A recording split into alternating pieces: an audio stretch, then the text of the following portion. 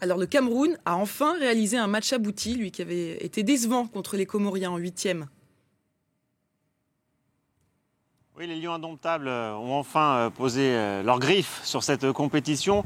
Alors c'est vrai qu'ils s'étaient qualifiés pour les huitièmes de finale sans de grandes difficultés, mais le jeu déployé contre les Comores, face à une équipe des Comores largement affaiblie, avait quand même suscité quelques interrogations. Et là, on a assisté à un match vraiment abouti des Camerounais du début à la fin.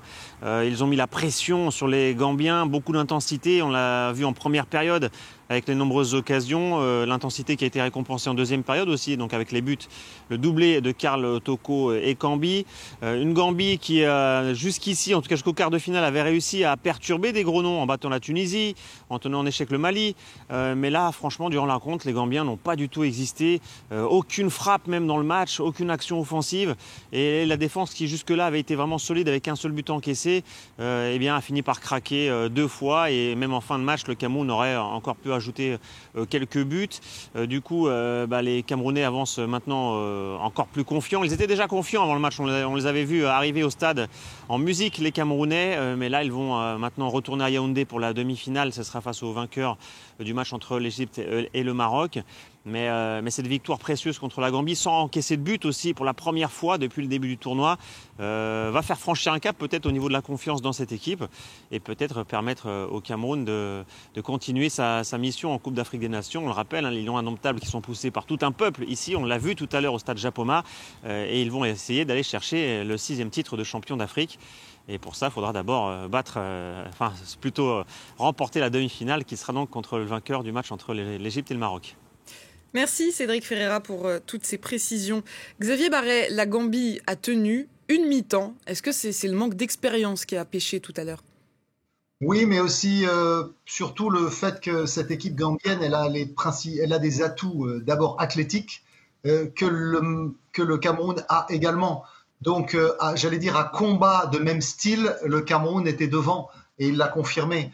Face à une équipe très technique et très organisée, le Cameroun aura sûrement plus de difficultés, que ce soit le Maroc ou l'Égypte en demi-finale, ça risque d'être tout à fait d'un autre niveau. Là, il faut reconnaître que les Marocains, après leur très médiocre prestation, les Camerounais, après leur très médiocre prestation contre les Comores, se sont vraiment bien repris, se sont investis énormément, ils ont laissé très peu la possibilité aux Gambiens de respirer, surtout ils leur ont pas laissé la possibilité de partir en contre.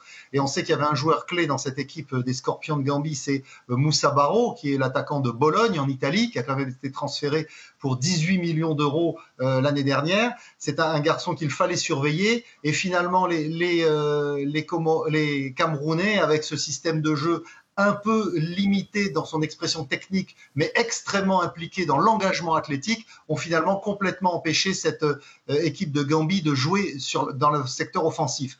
Et donc après, au niveau défensif, ils ont fini par craquer.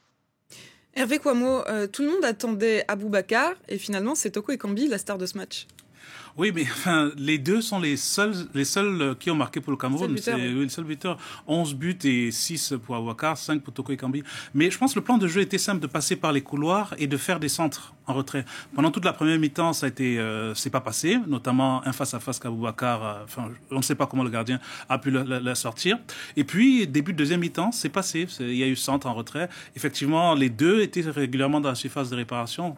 À la retombée du ballon. C'est Aboubacar, c'est Toko Ekambi aujourd'hui qui a été en vedette. Mais ça fait deux.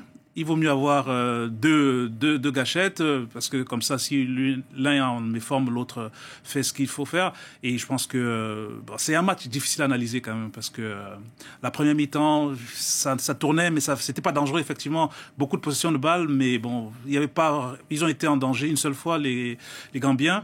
Après, une fois que le Cameroun a ouvert le score, c'était autre chose. Et puis, oui, effectivement, ils auraient pu avoir encore plus d'occasions. Aboubacar a raté quand même pas mal d'occasions. Donc, l'essentiel, c'est d'arriver en demi-finale, effectivement, face à un adversaire d'un autre calibre.